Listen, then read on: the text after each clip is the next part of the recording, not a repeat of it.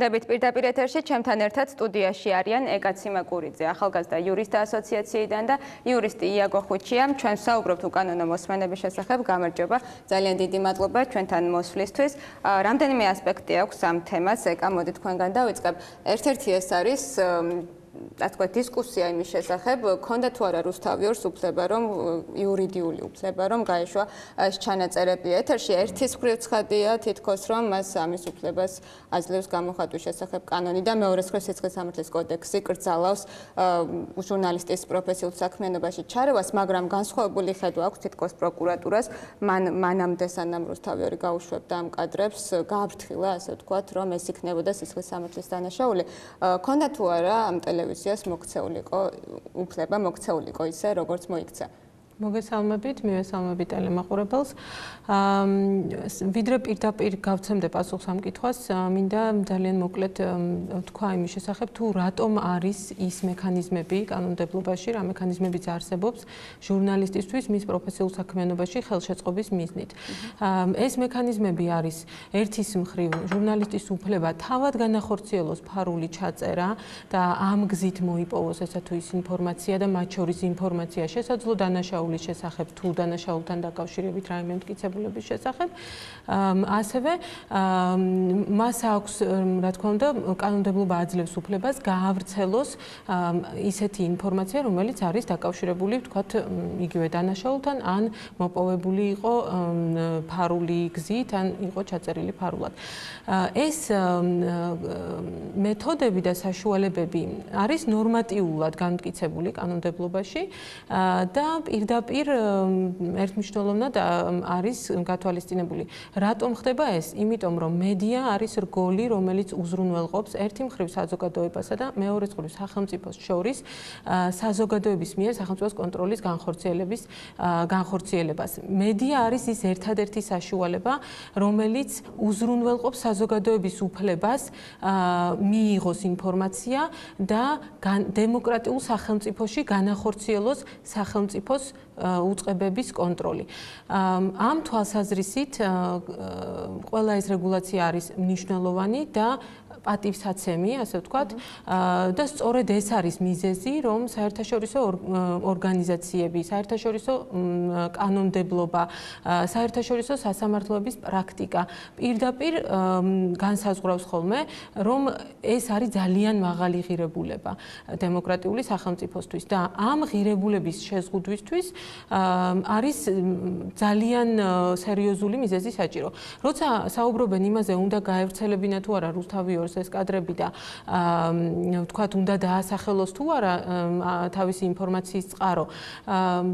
ჩვენ გვაქვს ჩვენი შიდა კანონმდებლობით საქართველოს სისხლის სამართლის საპროცესო კოდექსის 50-ე მუხლი პირდაპირ განსაზღვრავს, რომ წყაროს გავრცელება ჟურნალისტს წყაროს გავრცელების არ გამხელის უფლება აქვს. ეს არის ძალიან მაღალი სტანდარტი ჩვენი კანონმდებლობით დადგენილი, რომელსაც გამონაკლისები ფაქტობრივად არ გააჩნია. ამიტომ როცა საუბრობენ თუ რუსთავიორს უნდა გაამხილოს თუ არა წყარო, მე ვიტყოდი სხვანაირად დავსვამდი ამ საკითხს. მე ვიტყოდი, რომ თავად რუსთავიორი უნდა დაფიქრდეს იმაზე, თუ რამდენად სერიოზულია ის მიზეზი, რატომაც შეიძლება მან გაამხილოს წყარო, ან ვთქვათ, რამდენად სერიოზული იქნებოდა ის მიზეზი, რატომაც მას შეიძლებოდა არ გაემხილა სახელმწიფო უწყებებში შესაძლო დანაშაული შესახებ ინფორმაცია. როცა მე მინდა ერთმნიშვნელოვნად თქვა, რომ ეს უფლება მივიღოთ ინფორმაცია სახელმწიფო უწყებებში მიმდინარე მოვლენების შესახებ, არის საზოგადოების უფლება, რომელსაც ჩვენ ვახორციელებთ მედიის მეშვეობით და არა მედიის უფლება მხოლოდ, რომ მოიპოვოს ეს ინფორმაცია. ამისთვის არსებობს საგამოძიებო ჟურნალისტიკა, ამისთვის არსებობს ის ხერხები და მეთოდები, რომლებიც მათ შორის კერძო ცხოვრების ხელყოფის ხარჯზე აძლევს უფლებას მედიას მხოლოდ მოიპოვოს ესა თუ ის ინფორმაცია. დიახ, იმის თქმა მინდა და რომ პროკურატურამ დაიწყო ძიება უკანონოდ მოპოვებისა და გავრცელების ფაქტზე, თუმცა ჯერ არ ვიცით რუსთავიორის მიმართ არის ეს ძიება თუ არა. იაკო, თქვენთან გადმოვალ, თქვენ როგორ ფიქრობთ? აი ეს ბრიფინგი, რომელიც ჩატარდა პროკურატურაში, მანამ სანამ გავიდოდა ეს მაღალჩინოსნების და ყოფილი მაღალჩინოსნების სატელეფონო ჩანაწერები, იყო თუ არა პრევენციული ხასიათის და გარკვეულწილად მუქარასაც შეიცავდა თუ არა, იმიტომ რომ თქვათ პროკურატურისთვის და ხელისუფლებისთვის არასასურველი ინფორმაციის გასვლას ელოდნენ ეთერში. ცოტა უკიდან დავიწყოთ. პირველი თქვათ რა გავრცელა რუსთავიორმა, ანუ რას მოყვა ეს ყველაფერი. რუსთავიორს და მე საერთოდ ვერ ხვდები რაზე ვსაუბრობთ. აი მაგალითად რა ზიანი მოიტანა რუსთავიორის მიერ გავრცელებულმა ინფორმაციამ. რუსთავიორმა პირველი გავრცელა ის, რომ რაც მან თქვა, რომ ჩემს ოფისში იქნა დამონტაჟებული კამერები. თქვათ ახლა სანამ არ დადგინდა, ვერ ვამბობთ რომ მართლა ასე იყო თუ მართლა ასე არ იყო, მაგრამ თქვათ დაუშვათ რომ რუსთავიორი რასაც ლაპარაკობს არის სიმართლე. ამ წუთას ხომ ეს უნდა ვილაპარაკოთ, სანამ სხვა რამე არ დადასტურებულა. რა რუსთავიორს უნდა დაემალა ის რომ მის ოფისში კამერები დაამონტაჟეს? ანუ ამას ხომ უბრალოდ ვერაფრით ვერ დამალავდა. არა აქვს მნიშვნელობა რა ტიპის ინფორმაცია, რა ტიპის დაცვა საჭიროებს ეს ინფორმაცია.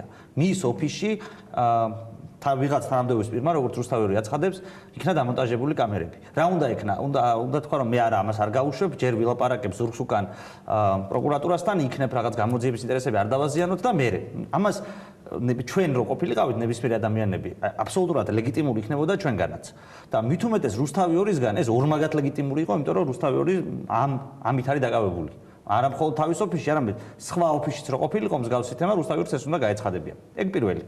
მეორე რუსთავიორმა გაასაჯაროა თანამდებობის პირებს შორის საუბარი.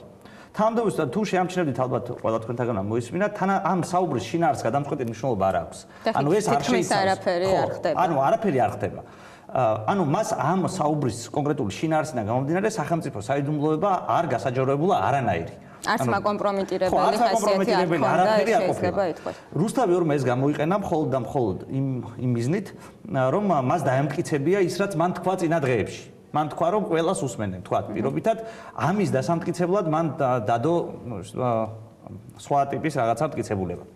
რომელიც კარგად თუ ცუდად იყო მტკიცებულება, არ იყო მაკომპრომიტირებელი, თუმცა იყო მტკიცებულება, რომ ვიღაცები უსმენენ. ჩვენ შეიძლება ჯერ არ ვიცოდით, ვინ ვის უსმენს, მაგრამ ფაქტია, რომ ვიცით, რომ ვიღაცებს მართლა უსმენენ, არ ჩანს ამ დიალოგიდან, რომ მათი ნებით ხდება ამ საუბრის ჩაწერა, ასეთ რაღაცა არ ჩანს. ვიცით, რომ რომელიღაც ოპერატორს ურეკავთ, გვეუბნება ოპერატორი, თქვენ ხარისხის გაუმჯობესების მიზნით საუბარიც ესეთი რაღაც არ არის.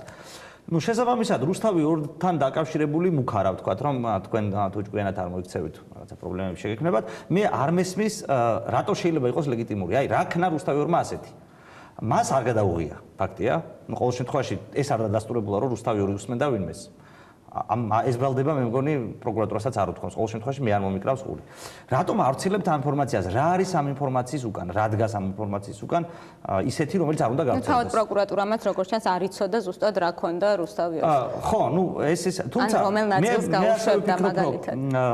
ასე ვფიქრობ, რომ რაც არ უნდა ქონოდა რუსთავიორს ახლა თუ ეს არის თუ არ იყო რაღაცა მართლა ისეთი, რომელიც სადაც ჩვენ ყველანი შევთანხმდებოდით, რომ ეს მართლა არ შეიძლება ამის გავრცელება ქვეყნის ინტერესებიდან გამომდინარე, პირადი ცხოვრების რაღაცა ისეთი არ იქნებოდა, იშვიათ ძალიან უკიდურესი ზომა უნდა იყოს პროკურატურის მხრიდან ესეთი განცხადებების გაკეთება, მან უთხრას კერძო ტელეკომპანიას, რომ თქვენს ხელთ არსებულ ინფორმაციას გაავრცელებთ. ანუ ეს რაღაცა სუსხავი ეფექტი რო არ გამოიწვიოს, ეგრეთ წოდებული, რაც ასე დროს მოქმედებს, ანუ როდესაც სტანდარტი არის დაბალი, რომ შესაძლებელია რაღაცა საეჭვო საქმეებში საქმე აღიძრას, ეს იწვევს იმას, რომ უეჭველ საქმეებში გასაჯაროებისგან შემდგომში ტელეკომპანია და სხვა პირებისაც ეს ინფორმაცია აქვთ, თავ შეიკავებენ. ამიტომ ჩვენ თუ გვინდა დემოკრატიულ საზოგადოებაში ცხოვრება, თუ ვაშენებთ დემოკრატიულ ქვეყანას, ეს იარაღი პროკურატურამ თქვენ შეიძლება რაღაცა ცუდად მოიქცეთ. მოკლედ, უნდა გამოიყენოს უკიდურეს შემთხვევაში, არა მხოლოდ იმიტომ, რომ იმ წუთას რაღაც დაზიანდება, არამედ იმ შემთხვევაში, რომ ამას ეგრეთ წოდებული მსუსხავი ეფექტი არ კონდეს, რომ სხვა დროს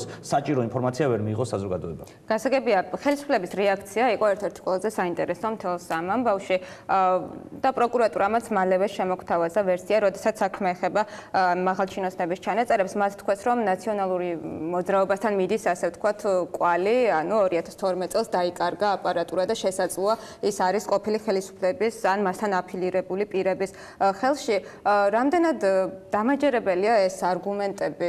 ხომ არ რჩება, ვთქვათ, შთაბეჭდილება, რომ პროკურატურა და საგამოძიებო მოქმედებები წინასწარ განწყობით მიმდინარეობს? როგორია თქვენი შთაბეჭდილება?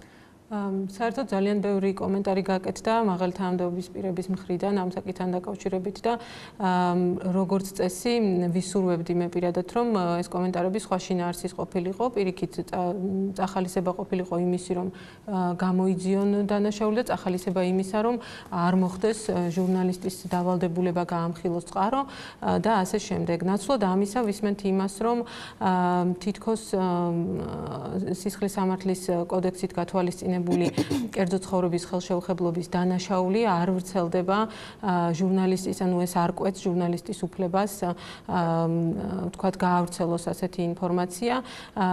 პირდაპირ გვაქვს მოთხოვნა დანაწესი სიტყვისა და გამოხატვის თავისუფლების შესახებ კანონში, რომელიც ამბობს, რომ კერძო ცხოვრების ხელშეუხებლობის ან პერსონალური მონაცემების დახურვის გამო არ შეიძლება შეიზღუდოს გამოხატვის თავისუფლება. გამოხატვის თავისუფლება პირველ რიგში გულისხმობს ინფორმაციის მიღებისა და გავრცელების უფლებას და მათ შორის ჟურნალისტის შემთხვევაში წყაროს დაცვის უფლებას.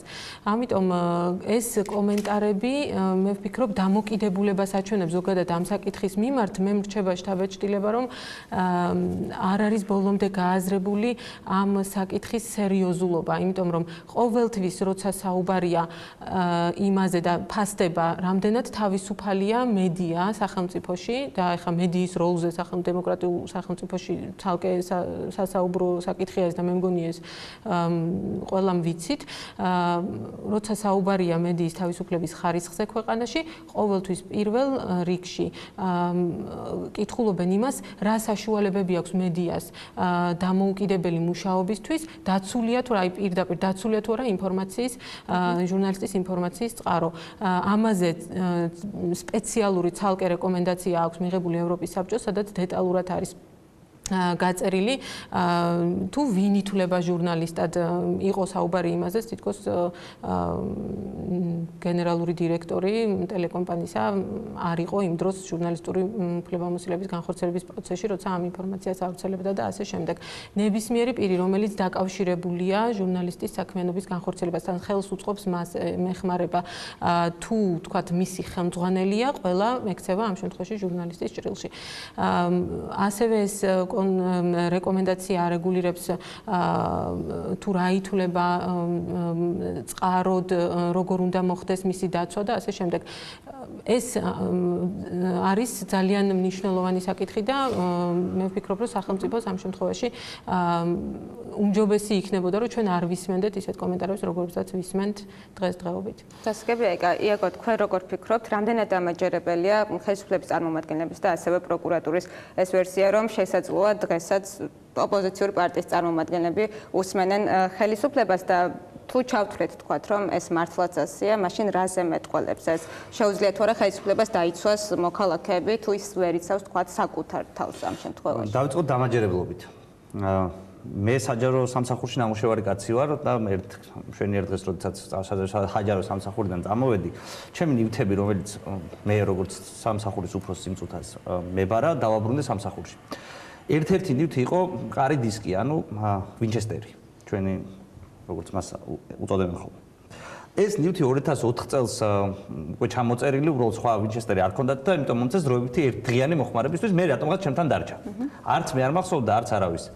როდესაც წამოვედი სამსახურიდან, დამირეკა სამსახურის ერთ-ერთ სამეურნეო მუშაკმა და მითხრა, რომ ჩვენ ვერ დავამთავრებთ, ანუ ვერ დავხურავთ თქვენს ანგარიშებს, თქვენთან ურთიერთობას, მანამდე სანამ არ დაბრუნდება ვინჩესტერი, რომელიც თქვენ გაწერიათ, ნუ მე საგონებელს ჩავარდი, რომ არანაირი ვინჩესტერი არ მაწერია, მაგრამ ნუ ბოლოს გაირკვა, რომელი ვინჩესტერზეც იყო საუბარი. ანუ მარტივად არ დაიკარგება არაფერი ამის ხმაქვს. არ უნდა დაიკარგოს ყოველ შემთხვევაში. და მე მახსოვს, რომ მითხრა, რომ თუ ამას არ დაბრუნებთ, მე პრობლემები შემექნება და სხვანან მოვიძიეთ და დავაბრუნეთ ეს ვინჩესტერი, რომელსაც არანაირი ფინანსური ღირებულება იმ დროისთვის აღარ ჰქონდა. თუმცა ეს გარდამავალ პერიოდში მოხდა, აი ამ ვერსიით, 2012 წელს სანამ ახალი მინისტრი მივიდა და მე 2013 წლის დასაწყისზე კერძოდ სადღაც 1-დან 7 იანვრამდე ვსაუბრობ. მე ვსაუბრობ იმას, რომ ვინჩესტერიც კი, რომელიც არანაირი ფინანსური ღირებულება იმ დროისთვის არ გააჩნდა, არ დაიკარგა, მე მივიტანე ჩემს ყოფილ სამსახურში. რაც შეეხება იმ აპარატურებს, არ ვარ დარწმუნებული, რომ ეს იყო ვინჩესტერის ღირებულების, ან უბრალოდ კომპიუტერის ღირებულების აპარატურა. დარწმუნებული ვარ, საკმაოდ ძვირადღირებულ აპარატურაზეა საუბარი, ასეც რომ იყოს, დაუშვათ დავიჯეროთ ჩვენ პროკურატურის ვერსია. ეს აპარატურა შესაძლებელია ვიღაცამ აიღოს და წაიღოს. ახლა ადამიანები ვართ და ვის რა მოუვა თავში არ ვიცით, მაგრამ 2 წლის განმავლობაში აპარატურა არავინ როგორ არ მოიკითხა, როდესაც შესაძლებელია უფრო ნაკლებად ძვირადღირებული ნივთების მოკითხვა. არავინ არ მოიკითხა, ჩვენ როგორც პროკურატურა აქამდე არ გვეუბნება ყოველ შემთხვევაში, რომ ამ აპარატურის დაკარგვაზე საქმეა აღძრული, კონკრეტულად ვის მიმართ არის აღძრული, ვის ქონდა პასუხისმგებლობა აპარატურის შენახვაზე, ეს ხო არ არის ახლა მართლა ჭიქა ხო არ არის? ახლა ვიგებთ, რომ არსებობს კუდის ყოფილი თანამშრომლების ჩვენებები და შინაგან საქმეთა სამინისტრო იძიებდა ამ საქმეს და ახლა უკვე გადაეცა პროკურატურას, რადგან განსაკუთრებული ინტერესის ქვეშ. ხო, ამავდროულად ჩვენ თუ კარგად გავიხსენებთ, გვახსოვს მაუწყებ სატელეფონო კომპანიებთან დაკავშირებული სკანდალი, რომელიც გავშირდებოდა იმას, რომ მაღალჩინოსნებს უნდათ რაღაცა შავი ყუთის დადგმა სხვადასხვა აქტში თუ ჯეოსელში. შეიძლება ბილანსი არ ვიცი. ჯეოსელთან დაკავშირებით. შემდგომი შევიდა ფინანსური პოლიცია ესეთი აპარატური შესაძლებელია ხმების ჩაწერა სატელეფონო საუბრების, მაშინ დასაჭირო იყო ამ შავი ყუთის დადგმა და ამ ხელა სკანდალის გამოწვევა, ხო? მე არ მჯერა, არა ვარ ტექნიკოსი, შესაბამისად არ ვიცი, ახლა 100%-ით რასაკვირველია თავს ვერ დავდებ, თუმცა ცოტა ისედაც ტექნიკურადაც შევძლებათ მეჩვენება, რომ რაღაც აპარატურით ჩვენ დავждეთ სადღაც ჭრდილში და იქიდან დაუშვათ გავაკონტროლოთ ვინ ვის როგორ ელაპარაკება. ეგერთი და ამავდროულად ეს რომ ტექნიკურად შესაძლებელი იყოს, აი მაგაში კი ნამდვილად ვარ დარწმუნებული, რომ რომელიმე კომპანია ჯეოსელი თუ მაგდი იმ დონეზე მაინც ზრუნავს თავის უსაფრთხოებაზე და ჩემი სატელეფონო საუბარი თუნდაც არა სახელმწიფოს მხრიდან, არამედ ამ კომპანიების მხრიდან და მე დარწმუნებული ვარ ისინიც გააკეთებენ ამაზე განცხადებას, ან უნდა გააკეთონ, იმ დონეზე მაინც არის დაცული, რომ ვიღაცა адам კერძო პირს თელი შეიძლება ფრაგმენტულად ერთი დღე შეძლოს ვიღაცამ ამის მოსმენა, მაგრამ 2 წლის განმავლობაში მაღალი თანამდებობის პირების მოსმენა და ანუ მის საუბრის გამოყენება არ შეუძლია. ასე მგონია. ყოველ შემთხვევაში ამაზე ალბათ უკეთესად თვითონ ამ კომპანიების წარმომადგენლები ისაუბრებენ. ხოლო რაც შეეხება სახელმწიფოს როლს, თავისთავად ცხადია ამას მე მგონი თქვაც არ უნდა, რომ სახელმწიფო ვალდებულია, რომ უზრუნველყოს ახლა მაინც უზრუნველყოს. დაუშვათ არ ვიცოდით, მანამდე ვერ გამოვავლით. არსებობს დანაშაულები, რომელიც 2 წლის მერე იხსნება. ამ წუთას მაინც გვიხსნას კონკრეტულად ვინ უსმენდა და საიდან უსმენდა, საიდან იწერებოდა ეს საუბრები, ანუ მათი წარმომავლობა დეტალურად ნაბიჯ-ნაბიჯ საზოგადოების წინაშე წარმოაჩინოს, რომ ოდნავ მაინც იყოს დამაჯერებელი ეს ვერსია. ხა პროკურატურის საწინააღმდეგო არაფერი არ მაქვს, შესაძლებელია ისინი სიმართლესაც ამბობენ, მაგრამ პროკურატურას კი არა, ნუ არ ვიცი, ახლო მეგობრებსაც კი არ უჯერებთ ხოლმე ჩვენ რაღაცა გარკვეულ დროს მტკიცებულებების გარეშე. ამ მტკიცებულებას ჯერჯერობით ვერ ხედავ. კი ბატონო, და ბოლოს შეკითხვა მოკლედ რომ მიპასუხოთ, მთავარი თემა რაც არის პრინციპში ამ ყველაფერში, ადასტურებს თუ არა ეს ყველაფერი, რაც ბოლო დღეების მანძილზე ვიხილეთ იმას, რომ არის რეალურად დღესაც მასშტაბური პრობლემა უკანონო მოსმენების. ცხადია, ერთმნიშვნელოვნად მე ვფიქრობ ეს საკითხი დღეს არის ყველა ცალკეული დანაშაულის გამოძიების ინტერესზე უფრო მაღლა მდგომი საკითხი და ხელისუფლების პრესტიჟის საკითხი, თუ როგორ გამოიძიებენ ისინი ამ შემთხვევას, როგორი სტანდარტით გამოიძიებენ ამ საკითხს, იმიტომ რომ უბრალოდ გამოძიებაზე არ არის აქ საუბარი, არის ხელისუფლება ამ შემთხვევაში და სამართალდამცავი ორგანოები დგანან გამოწვევის წინაშე, რომ გამოიძიონ ისე, რომ არ შელახონ მედიის უფლებებიც ამ პროცესში, იმიტომ რომ ეს არის კიდევ ერთხელ ვიტყვი, ცალკეული დანაშაულის გამოძიების ინტერესზე უფრო მაღლა მდგომი ინტერესი და ვფიქრობ ხელისუფლების პრესტიჟის საკითხი იქნება, თუ როგორ გამოიძებენ, როგორ დამოკიდებულებას გამოავლენენ ისინი მედიის სტანდარტების მიმართ, როგორც ქვეყნის შიგნით ისე საერთაშორისო სტანდარტების მიმართ, როგორ განმარტავენ თითოეულ კანონს და ისე უნდა მოხდეს ეს ყველაფერი, რომ არ დაგვრჩეს კითხვის ნიშნები თუნდაც გამოძიების მიმართ და თუნდაც იმის მიმართ, თუ როგორ მდგომარეობაში ჩააყენებენ ისინი ამ პროცესში, ამ პროცესში მონაწილე მედია საშუალებას თუ ცალკეულ ჟურნალისტებს. დიდი მადლობა ეკა, იაგო, თქვენთანაც ამ კითხვით გადმოვალ და დავასრულოთ. ადასტურებს თუ არა ეს ყველაფერი, რომ ფართოდ დგას ეს პრობლემა, ამას იმიტომ გითხოვებ, რომ ხშირად ითვლებოდა, რომ თქვა გაზვიადებულია იმის თქმა, რომ ყველას გვისმენენ და ასე ვერ იქნება. ნუ ხელისუფლებაც ცხადია, ახლა უარყოფს ამას და ამბობს, რომ მას აქვს პოლიტიკური ნება, რომ ეს ასე არ იყოს. როგორი განცდა გრჩებათ თქვენ? მოსმენების პრობლემა რომ დგას ეს მეგონი თავისთავად ცხადია, იმიტომ რომ ამ ხელა ჩანაწერები გამოქვეყნა მაღალი თანამდებობის პირებზე, ბოლოს და ბოლოს მანამდეც საკმაოდ საეჭვოდ დაემთხვა იმ ექსპერიმენტის ნამდვილობა, რომელიც ერთ-ერთი პარლამენტის წევრმა ჩაატარა მოსმენებთან დაკავშირებით. ამიტომ ეს ყველაფერი ზოგადად ამბობს, რომ გვეუბნება, რომ მოსმენების პრობლემა დგას. ანუ ახლა ვინ usmens, შეიძლება ამ წუთას 100%-იანი ამომწურავი პასუხი ამაზე არ გქონდეს, შეიძლება გქონდეს ეჭვები და მეგონი ყველა მხვდებით ახლა ეჭვები საითკენ მიდის, ჩვენ ახლა მაინც ისტორიაც გვაძლევს ამ ეჭვების ლეგიტიმურობის საფუძველს ნამდვილად. აქედან გამომდინარე, მე ვფიქრობ, რომ მაინც სახელმწიფოს მაშინაც კი თუ დადასტურდა, რომელიც ახლა საკმაოდ რთული წარმოსადგენია, მაგრამ დადასტურდა, რომ სხვა კერძო პირები უსმენენ ერთმანეთს და მე მათ შეუძლიათ გამოიყენონ ეს ჩანაწერი, მაშინაც კი ეს სახელმწიფოს პრობლემაა. ცალსახად პრობლემა დგას სახელმწიფოსი და როგორც აქ აღინიშნა, ეს მართლა არის ღირსების საკითხი ამ პრობლემის გამოვლენა და შესაბამისი დამნაშავეების დასჯა და ასე შემდეგ. ამავდროულად კიდევ ერთი პრობლემა, რომელიც აქ იკვეთება, ის არის, რომ ეგრეთ წოდებული, რომელიც მე ძალიან არ მსიამოვნებს, სხვათა შორის მიუხედავად იმისა, რომ გავიგე რაღაც ინფორმაცია, რომ ყველას უსმენენ ან ყველას ნახევარს უსმენენ ან ვიღაცას უსმენენ, ეგრეთ წოდებული თხუნელის არსებობა შინაგან საქმეთა სამინისტროში, რომელსაც შეუძლია გამოიტანოს ნებისმიერი ინფორმაცია გარეთ და ეს გახდეს არა მხოლოდ რუსთავიორისთვის, იმიტომ რომ რუსთავიორი საკმაოდ კორექტულად მოიქცა, მან არ გასაჯაროვა არც ერთი ისეთი ინფორმაცია, რომელიც რამე ტიპის საიდუმლო შეიცავდა ან ვიღაცისთვის რაღაც უხერხულობის მომტანი იქნებოდა, გარდა მთავრობისა ბუნებრივია, მაგრამ ჩვენ არა ვართ დარწმუნებული, რომ მხოლოდ ეს ინფორმაცია გაჟონავს შინაგან საქმეთა სამინისტროდან. ხშირ შემთხვევაში მოსმენა იქნება აბსოლუტურად ლეგიტიმური და ლეგიტიმურ დანაშაულის გახსნის მიზნით ჩატარებულ მოსმენაში შეიძლება გამოიკვეთოს სხვა ისეთი ინფორმაციაც, რომელიც დანაშაულის გარდა კიდევ სხვა ტიპის უხერხულობას გამოიწვევს და სხვა ტიპის კანონდარღვევას გამოიწვევს ასევე. ამიტომ მე ვფიქრობ, რომ შინაგან საქმეთა სამინისტროს კიდევ ერთი პრობლემა აქვს, რომ ძალიან მარტივად ღებულობს რუსთავიორი მისგან გამოსულ ინფორმაციას, რომელიც გარეთ არ უნდა გამოვიდეს. არა აქვს მნიშვნელობა ეს ამ წუთას ეს შედეგი პოზიტიური იყო თუ ნეგატიური. როდესღაც ეს შედეგი იქნება ნეგატიური. თუ რასაკვირველია ეს ინფორმაცია გამოსული შინაგან საქმეთა სამინისტროდან. ჩვენ ახლა ეს ამ წუთას ბოლომდე არ ვიცით. გასაგებია. მხარის აზრი ვიცით ამას. დავამატებთ, შეიძლება აქ მნიშვნელოვანია გავითვალისწინოთ ის გარემოება, როგორც გაკეთდა კომენტარები თვითონ შინაგან საქმეთა სამინისტროდან და პროკურატურიდან, აქ საუბარია უკანონო მოსმენაზე, ხო? ანუ პროცედურების დარღვევით მოსმენაზე და ის ადამიანი, ვინც მიაწოდა მედიას ინფორმაცია უკანონობის შესახებ, თავის მხრივ არის დაცული კანონით, გვაქვს ინტერესთა შეუთავსებლობისა და კორუფციის შესახებ კანონი, რომელიც იცავს მამხილებელს დანაშაულებრივი ქმედებების თუ სხვა სახის დარღვევების მათ შორის მედიისთვის გამხელის შემთხვევაში.